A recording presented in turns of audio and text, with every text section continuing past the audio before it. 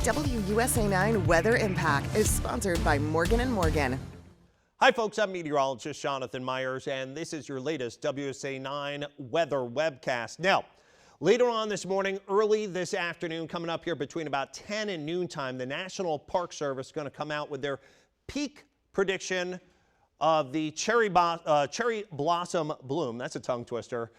Here along the tidal basin. Again, that's going to be midday today. That comes out. But in advance of this, we here at WUSA 9 have come out with our team prediction of peak bloom.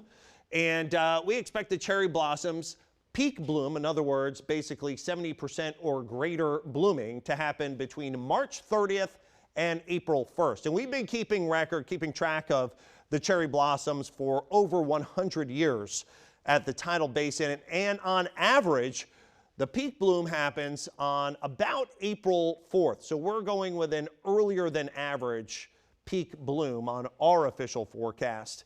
2024, March 17th was a peak bloom. Right around that same time, an early bloom happening in 2023 on March 23rd. Not a big surprise here with climate shift that we've been talking about and been discussing over the past many years, with warmer weather in general, earlier than average types of peak blooms. The earliest peak, by the way, was way back in 1990. That was on March 15th. The latest peak bloom happened on April 18th, back in the year 1958. So we shall see. But for now, we are tracking showers, and we could use some rain around here, that's for sure. Across the DMV, we are running a moderate to severe drought in most neighborhoods. So for today, we are going to expect some scattered showers, some wet roads for some, and you'll probably need an umbrella and or a rain jacket as we head through today. Let's go ahead and take a look. Some on and off showers through about 8:30, 9 o'clock, all the way into about lunchtime. Those then move east of the district and generally the 95 corridor into the middle afternoon as the kids are getting off school. If you head east toward Annapolis, the Bay Bridge, perhaps Anne Arundel County, there could be some rain there. Even portions of Prince George's County, southern Maryland, the northern neck of Virginia, Fredericksburg, Spotsylvania. That's where you could still see some lingering showers. In the city, though, especially southeast side, that's the best risk of still getting some kind of hang-on residual showers, but even those would be very light, if anything. By about 4 or 5 o'clock, most folks are dry, except down towards Patuxent River, heading into, again, St. Mary's County, northern neck of Virginia, and then across the Bay Bridge, east and southbound into Talbot County.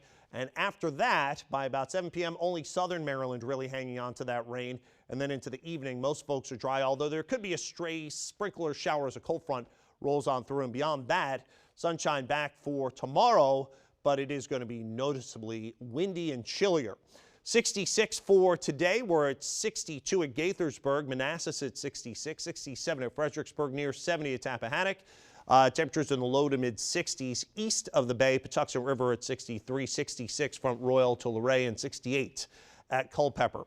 Tonight, chills down to about 42 in the district, 38 at Gaithersburg, 39 at Leesburg, 38 at Frederick, and then temperatures in the 40s east as we head into Easton, as well as Annapolis and Joint Base Andrews for the overnight lows. Today's high temperatures, again, going to be on the warm side, 75 Raleigh up to 66 here in the district, 70 at Atlanta, but we're kind of on the cusp of the warmest weather. Notice kind of another bulge of milder temperatures from Kansas City to St. Louis down to Little Rock and Dallas. So we're going to get a little bit of a break back down into the mid to upper 50s for highs by tomorrow. But again, we still have a little bit more warmth to get through there on Saturday, 60, or maybe a little more warmth to enjoy, I'll say. But then it looks like a more major push of chillier air by the end of the weekend and into very early next week. But it does not last that long. Average high temperature about 51 degrees. It looks like we're kind of turning the corner here as we head toward meteorological spring, which begins on Saturday. I said meteorological spring because spring itself doesn't really begin until about March 20th, at least the calendar spring that we usually more colloquially talk about. 66 today, 56 for tomorrow. Looks like we're back to 60 on Saturday before a drop off into the 40s Sunday, Monday, and then we're back up into the upper 50s to low 60s for Tuesday, Wednesday, then back down into the 50s. But this is above average well into next week. We'll look at your 7-day forecast for today. 66.